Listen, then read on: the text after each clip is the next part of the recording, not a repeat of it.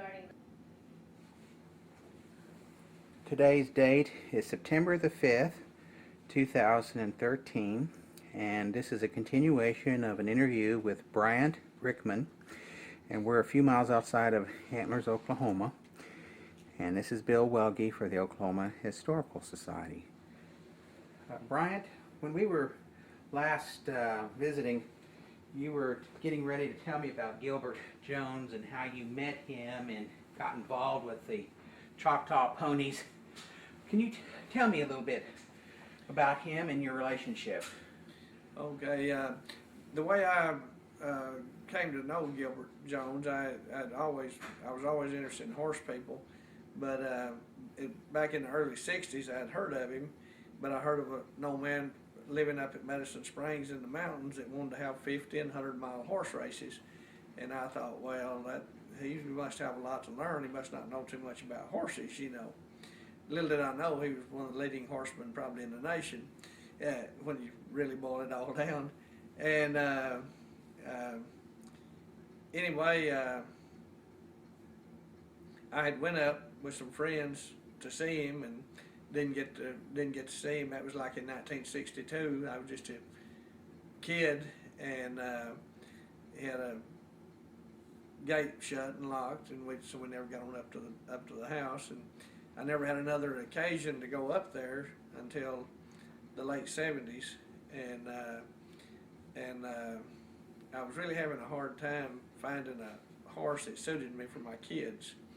My oldest boy was 3 or 4 years old, and he was trying to ride by himself, and anything I had raised or found for him, I just really wasn't comfortable with it, and we had some close bad experiences that could have turned him against horses. Mm-hmm. So I had a childhood horse that I let my uncle have while I was going to college at Wilburton. Couldn't get her back. That's what I really wanted, even though she had age on her. So my dad told me, and my brother told me, said, well, go up there to Gilbert Jones at Medicine Springs. They had already been going up there about 8 or 10 years and visiting with him, and they would tell me I was riding with him, and so anyway, I go up and I get to know Gilbert, and I find out he has the kind of horses that I wanted for my kids, and of course he kind of picked me over pretty quick, you know, for thinking he couldn't have a 50-mile race or a 100-mile race, and then he told me all the reasons why he knew he could, you know, and he was right, and we just after he convinced me that it could be done, I helped him put his race on from 1980 on till we had to quit because the land changed ownerships and started lease hunting and everything, and we couldn't cross over the hunting leases and things after that, so we shut our races off. But How old of a man was he at this time when you first met him? gosh, he seemed ancient to me when I went up there, but that was like in 1978 or '79, but he probably wasn't any older than I am now, because he may have been 70. Okay. And no, he wouldn't have been 70, because I knew him well. I guess that'd be about right. He probably was right around 70. Okay. And then we became very close just right off, and he had already been really close to my brother and my dad and mom, and they were friends of his wife. I never did really get to know Bertha, Miss Jones, and I got to know his 2 daughters, you know, that one lived at Seagraves, Texas, and one at Albuquerque, and they still live in those places. I see. And but from what I understand, he really had a nice wife, and just a remarkable lady, but anyway, after he thought enough of my brother that he offered to give him Medicine Springs and all of his horses and all that if he would just stay there and take care of them and all of that. And my brother thought it over and said since he had a family and everything, he couldn't stay up there without electricity, he said he and one of the boys would have, but the wife and the other boy and the daughter, you know, that wouldn't have worked for them. And he said, I wouldn't take it, let you sign it over to me under a false pretense, and then I couldn't live up to it, you know. So Gilbert, when he met me, he said, if you're half the guy that your brother is, you know, you'll do to ride the river with. Said they wasn't 1 in 1,000 like Milton Rickman, because said whatever it took to get me to sign that deed over to them, they would have told me what I wanted to hear and had it done, and said he wouldn't do it. Instead, he stayed and helped me, you know, just like I was started doing at that time, you know. And he said many times he wished that he had signed it over to the Southwest Spanish Mustang Association, which was a registry that he had incorporated and started himself. And he said he would have left it to me and the registry had he known me sooner, you know. But in 1984, he signed it over to his 2 daughters. And then in later years, signed an agreement with me to pay a burial insurance policy on him, where he could figure his horses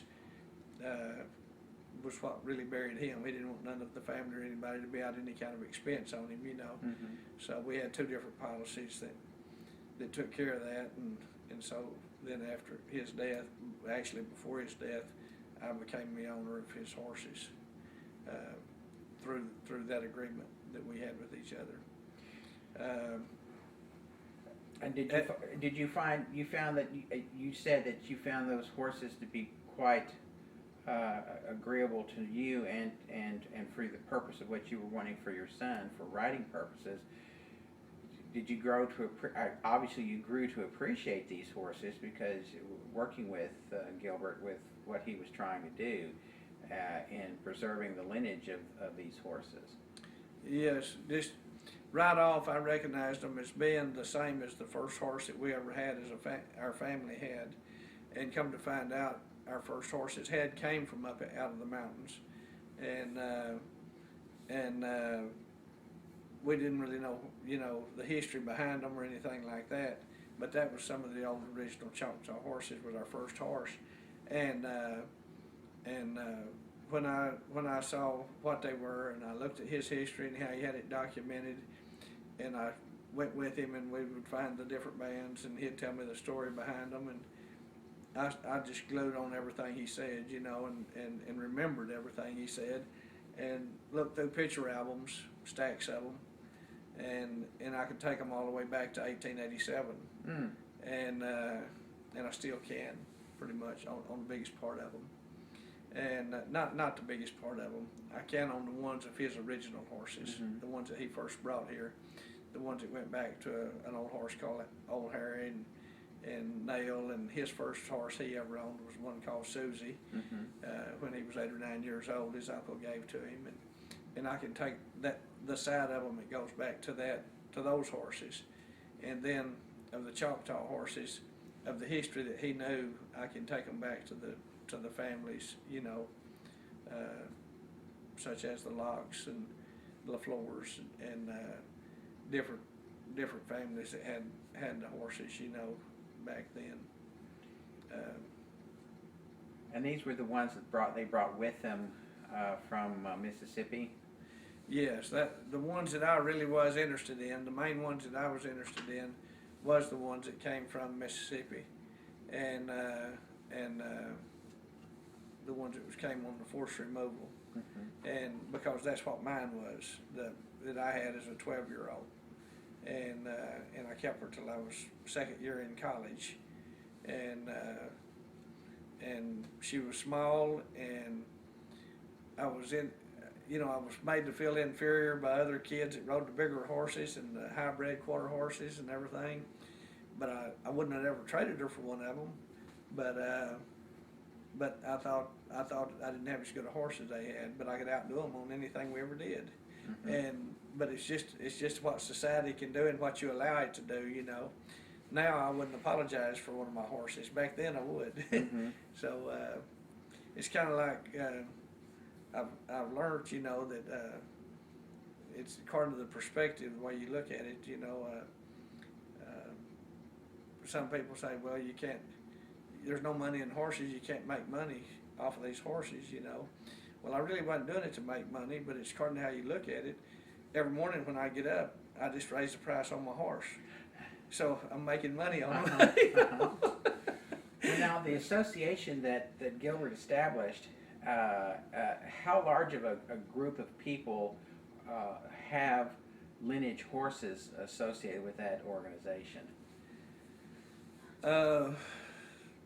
We had at one time like a 350 membership of people at $5 a person a year, you know. Out of those, we probably had 30 breeders around over the United States that actually tried to keep the horses going. But at the time, when I got acquainted with Gilbert, there was not one breeder that was trying to raise nothing but Oklahoma Choctaws.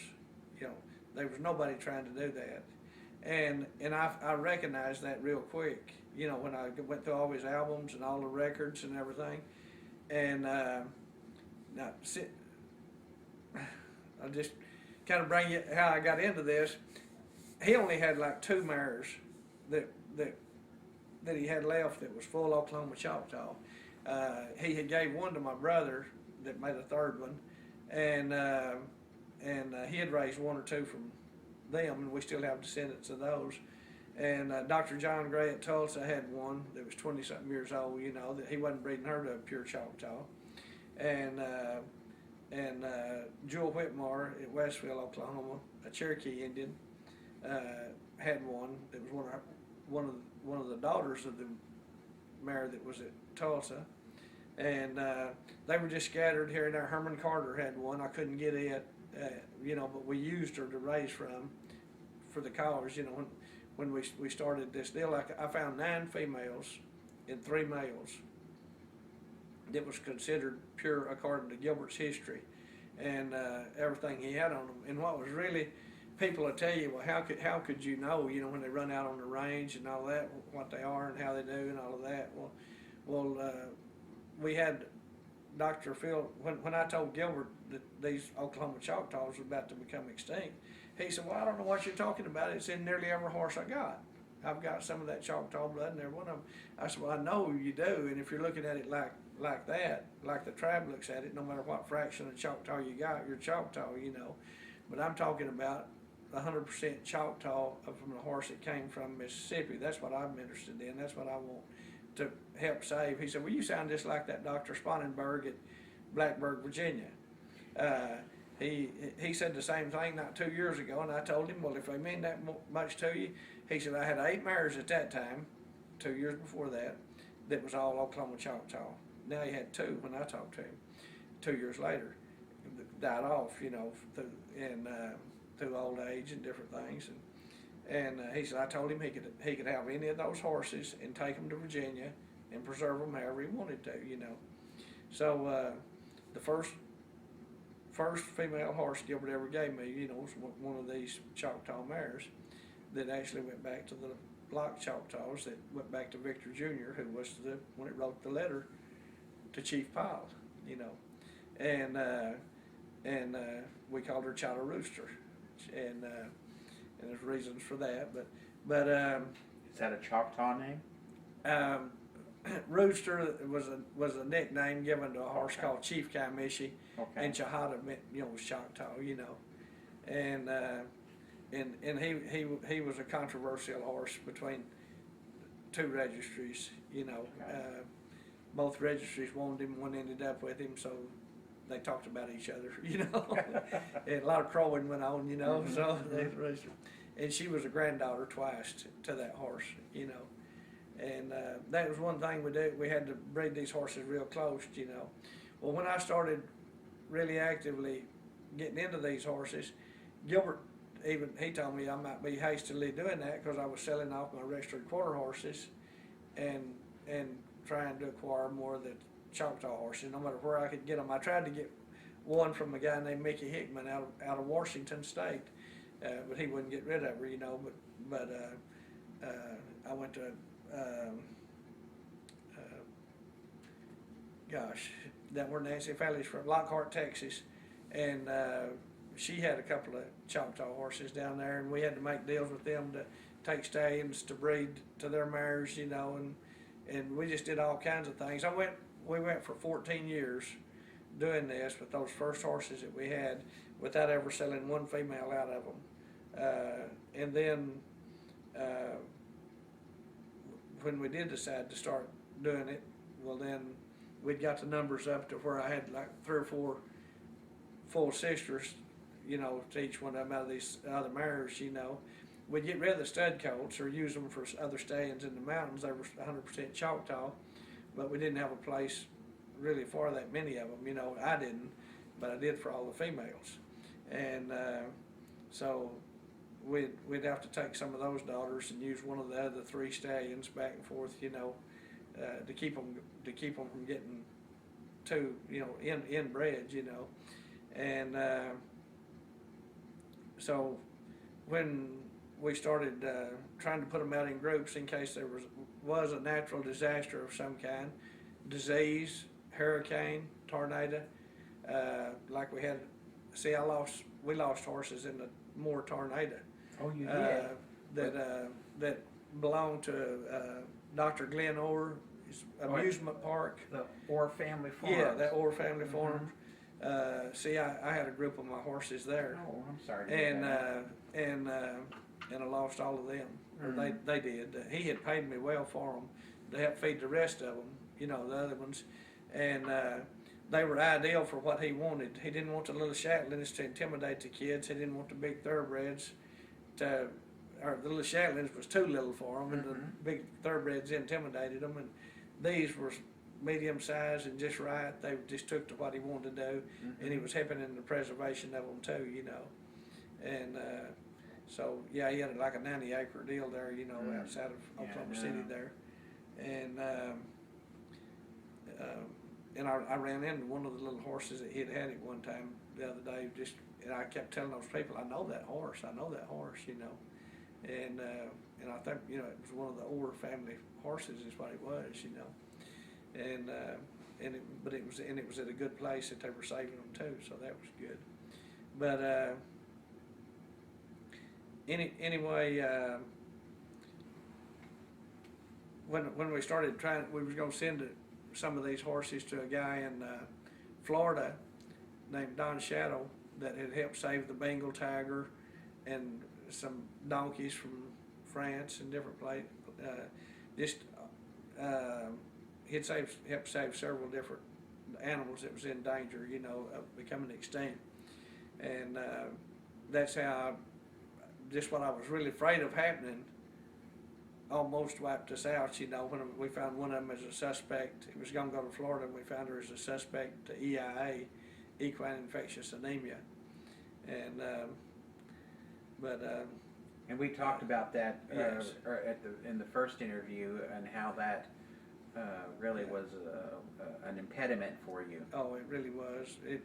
Well, the hardship I have today still comes from that. Our overpopulation of horses, more than we could actually take care of right. I was put under quarantine for like nearly 5 years, from like September of '95 to June of '01. And so when you can't sell horses and you can't move horses, and you've been selling 60 babies a year, you take 5 years at times 60, and then you take half of them females, and on the 3rd year they're already having babies, and then those are having babies, your numbers go way high, you know. and it was just a terrible thing for us. And had I killed all of those horses right then, which would have been all my Oklahoma Choctaw horses, then I could have got out from under that, and I wouldn't have had the hardships that I have, but I wouldn't have had a Choctaw horse either, you know. And so to me it's been worth it, but it's been a burden on my family, you know, and it's caused, you know, it's caused lots of hardships, but everybody's still supportive of it, you know, what we've done, you know, with those horses, you know, and by keeping them. And I was the first one in Oklahoma according to OSU, and that ever quarantined horses like that and tried to raise negative babies from positive mamas and positive daddies. And I did raise 126, with only 2 ever showing to be positive. And but they proved at 10 months they would all be negative. You know, they're born negative. Then they get antibodies from the mama's milk after the second or third day.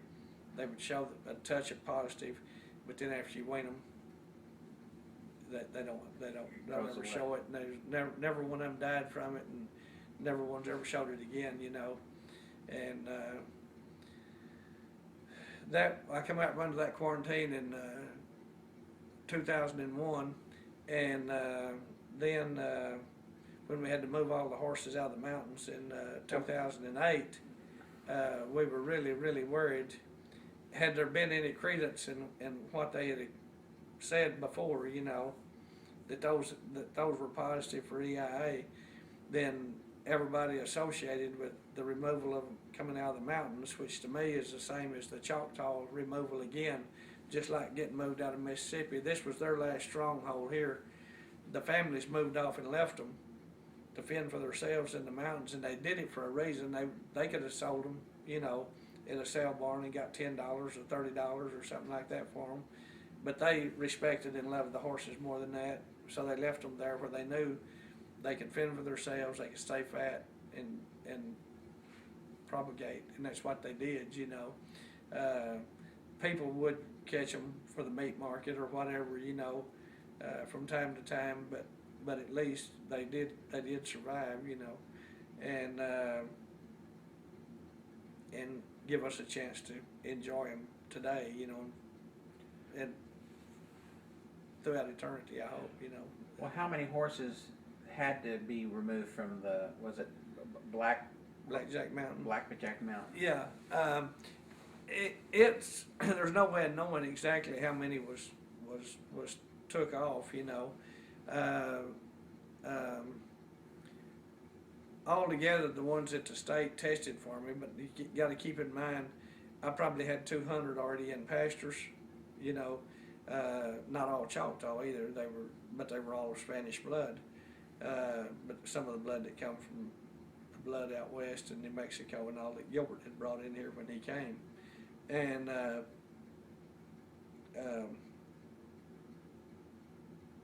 lost my train of thought. Well, from the trying to move them down from Blackjack Mountain. When the state got through testing and microchipping, they microchipped 673 different horses, you know, and that was counting the ones I already had down here, or I had let some members of my family have right around me. You know, we had to check all of them too to make sure they were all EIA free, you know, and that was what was ironic, is that 673, not one of them was positive. And some of them were out, you know, like mares that was nearly 30 years old and had never had a shot of any kind in their life, you know. And whereas before, when I would try to take something out from up there, that sometimes 2 out of 3 of them would show positive. And so I had to just quit trying to take them out, because it was on the verge of them trying to come in and do away with them just like they do the feral hog, you know, like in a helicopter, and I didn't want that to ever happen.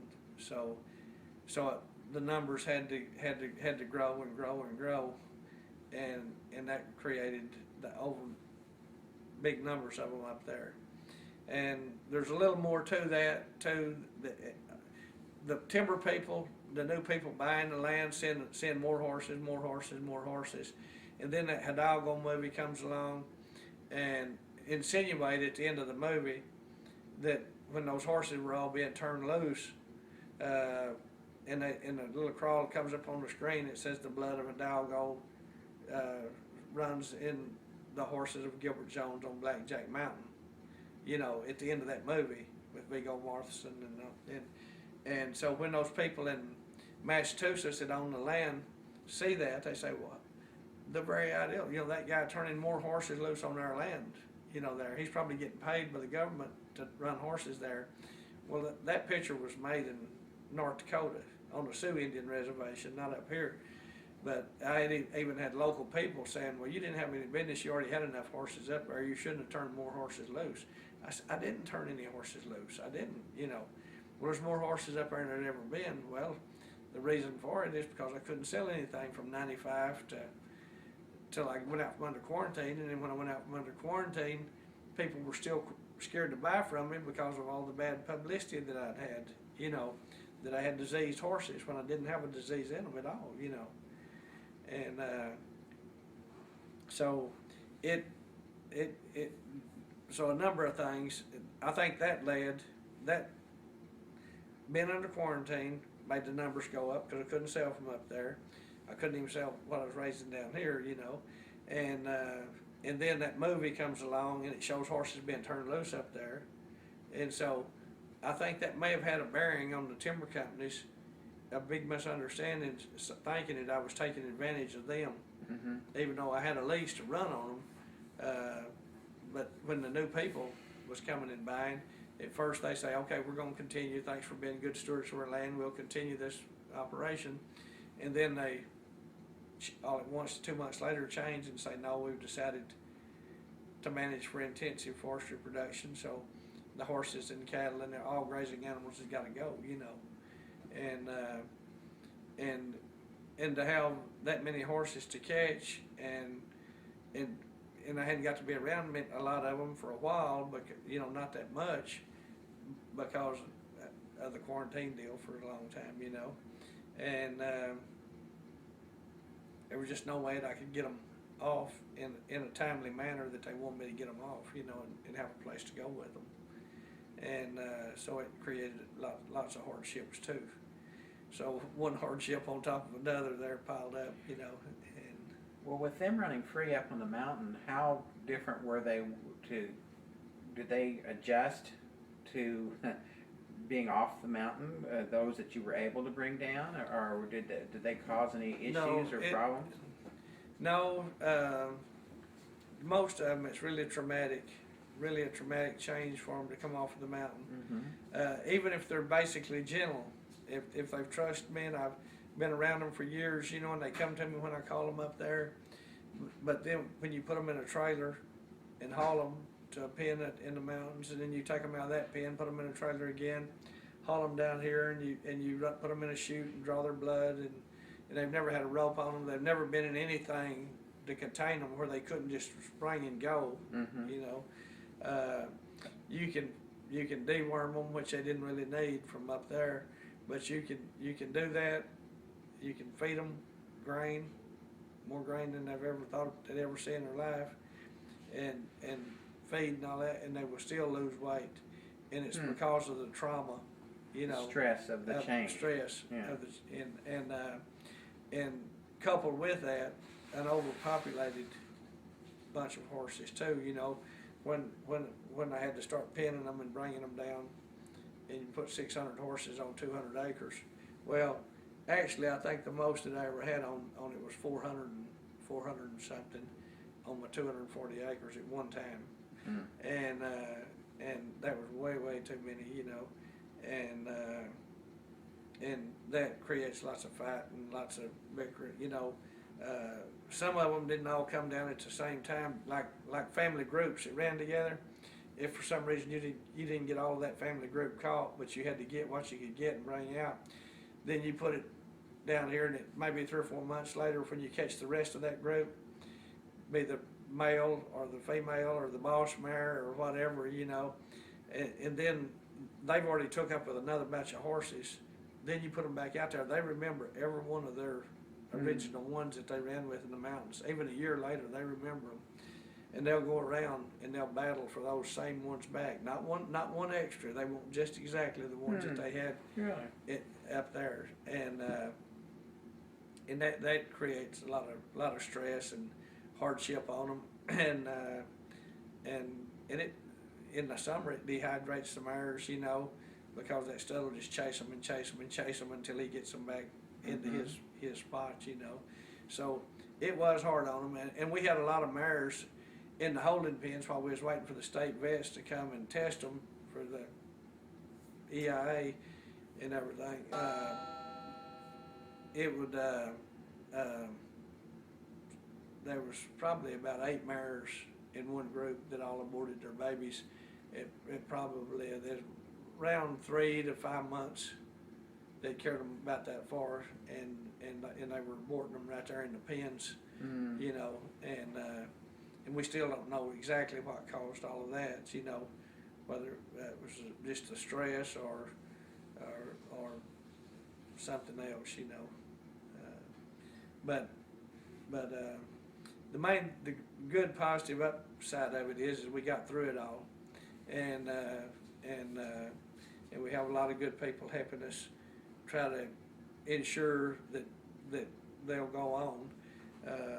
I don't know the exact number, but I probably got 10 people that's really breeding groups of Choctaw horses to keep them pure. And when I say Choctaw, it takes it according to the blood typing and the DNA. The people that done this work on them, they say that the Choctaw, Chickasaw, Cherokee horses, they're all one and the same.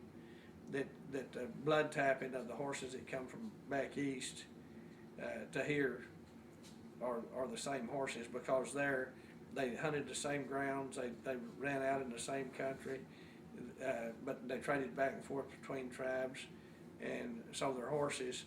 We had a breeder that was in the Southwest Spanish Mustang Association, that Jewel Whitmire, that lived at Westville, Oklahoma, and he was a historian for the Cherokee Nation there at Tahlequah, and he did a deal called the Going Snake Messenger, and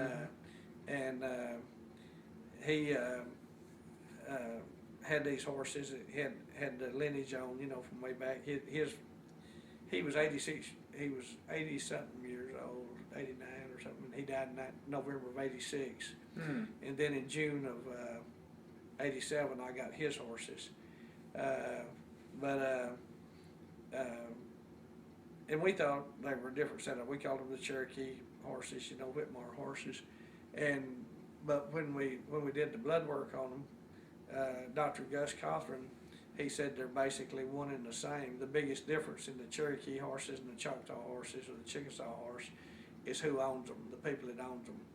That they all had equally good horses, you know, and basically the same blood or same genetics, you know, and nothing but Spanish markers. No thoroughbred, no draft, no British pony. And that's what we were really proud of, you know. But us being from Choctaw County and Pushpataha here, you know, and everybody around here just always referred to them as Choctaw horses, so that's mainly what we call them. And that the families that I knew of was most, you know, Choctaw families. And then you find out that a lot of these families had Chickasaw blood in them too, you know, and intermarried. And there are some Chickasaw people here that did have some of the horses right here in this area. So they're kind of like the people, they probably don't show a whole lot of difference too, like the Chickasaw and the Choctaw. I don't know, on DNA, I don't know about that, but well, how large of a herd that you personally have that's kind of dispersed in and around the area? I have about 250 head that I'm responsible for now that around this area. You know, it's about a 80-mile feed trip.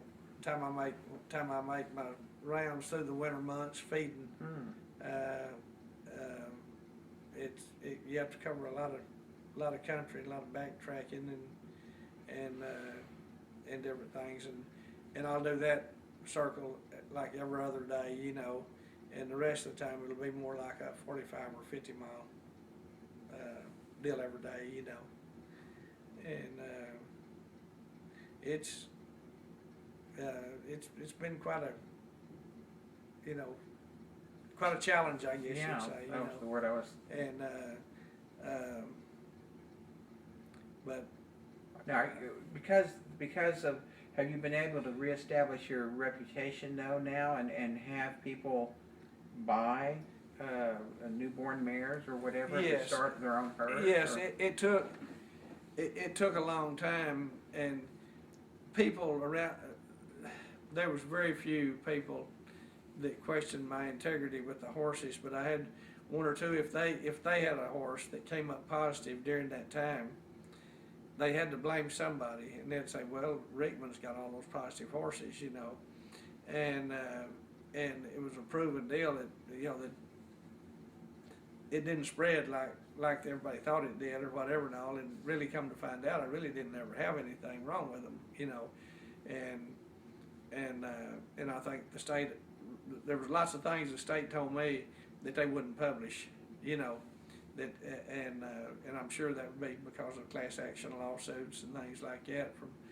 people. At the same time I was under quarantine and they giving me trouble, there was a guy named like Tater Decker at Clayton, it's a really famous horseman, you know, that he lost some really great horses, you know, from the same, they call it the same disease, same thing. And it makes me wonder, you know, if those actually had it too, you know. Mhm. And I have a letter over there I brought for you to look at, where the state vet apologized to one of I gave a little kid a horse, and then when they got through checking all of mine, they wanted to check the ones that I had let somebody have around the area, and they called him positive. And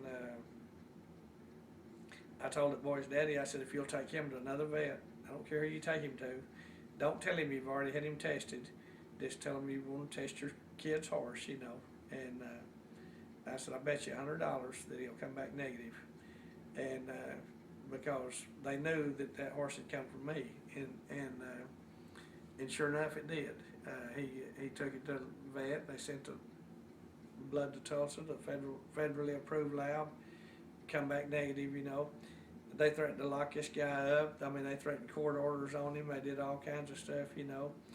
And he finally told them that he was American Indian. Said, you work for the government. The government's tried for years to do away with our horses. Anything the Indian had, you've tried to do away with it, especially their horses. And you're still trying at this low, underhanded way. You're trying to take my son's horse. Their mom and me and myself are divorced. And that horse is all they've got that they really cling to. Those three kids really cling to this horse, and that's their best friend. And I'm not going to let you kill him. You're not going to kill him. And they threatened, you know, to do this, you know, that have him locked up and do one thing or another. He said, well, I'll tell you what, I'm an American Indian. I'm going to the American Civil Liberties Union. I'm going to get the best lawyer I can get them to represent me, and we're going to prove what y'all are doing, you know. It wasn't any time till he gets this letter that's over there under my hat I brought for you, back apologizing for the embarrassment and inconvenience that they had caused him after they had harassed him for over 6 months about the horse. And the horse is checked fine ever since. Every vet that checks him every year before they go to a rodeo or somewhere, he's been fine ever since, you know. Of course, the state didn't bother to try to reimburse him for any kind of loss or Well, and see, that was just a fraction of what they had done to me. That was just a little fraction, you know. And that horse, now that horse also he's out of the Cherokee horses that I told you about, Mr. Whitmore, that I got from him. And you can take that out of there, you can read the whole thing if you'd like, but it's it was he's the only one that held their feet to the fire and went all the way to the main man, the head of it, head of the research on EIA in Lexington, Kentucky, and that was a guy named Dr. Chuck Issel. And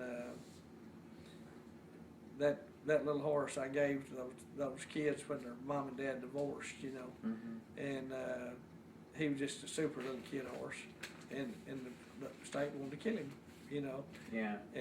But now he's okay, you know, and everybody else they wouldn't have fought him like this guy did.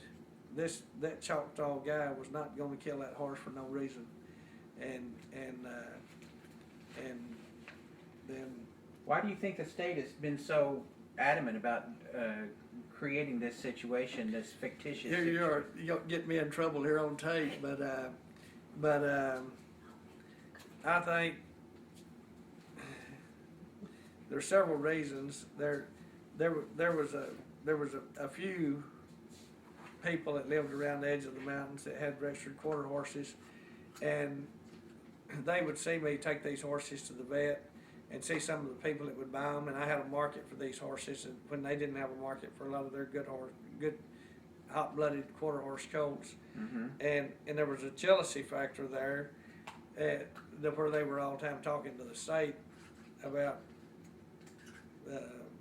They thought that those horses might have disease or whatever, you know. Without And any, then- without any Not anything, proof. no, because, no, it wasn't. And, then, this is just, I know that some agencies and companies and all that make donations, you know, to different groups, just like, you know, some would make it to an entity like a sheriff's department or a fire department or whatever, you know. Some made it to the state animal health, and it's mainly in the way of the big timber companies, and that had multi-millions of dollars, and they actually, I know some people that work for the state that was actually asked if they would cooperate with them in the use of their helicopter and all of that in eradicating the unwanted pest animals off of their land, you know. And so I really feel like that all of that was kind of a joint effort.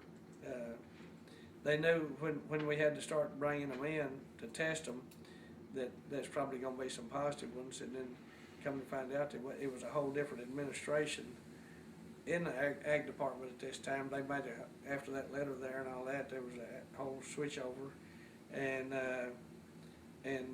then we tested those 600 and something horses. Not a one was positive. Before, 1 in 3 was, and sometimes more than that. And then since that time, we've tested over 1,000. I mean, counting those, over 1,000 horses, and not a one positive. So it was all a made-up deal to start with, and I think it went back to the trying to get a reason to get them off the land, just like they did to the feral hogs. And the feral hogs was causing damage and going off, you know, in a lot of other places and locations and things. The horses wasn't causing that same kind of a problem. And and they would have been some politicians bought off by them, you know. And Well, that's just politics as usual. yes, and too many people looked at this horse like a nondescript horse, you know. And I hate to say that some of the people that's around here, the attitude they've had toward a lot of our American Indians, they had that same attitude toward the horse, you know. And, you know, I've heard people that was well-respected people, but they're saying like, oh, that's just one of them dumb drunk Choctaws, hell, you know. And then they'd say that same thing about, well, hell, it's just one of them old broom-tailed, owl-headed Choctaw horses from the mountains, you know. Why do you want to fool with them? Won't you get a good quarter horse and breed them up, you know. And we did the people that way, you know. You know, I mean, people that make that kind of, I mean, there's people that make that arrogant, you know.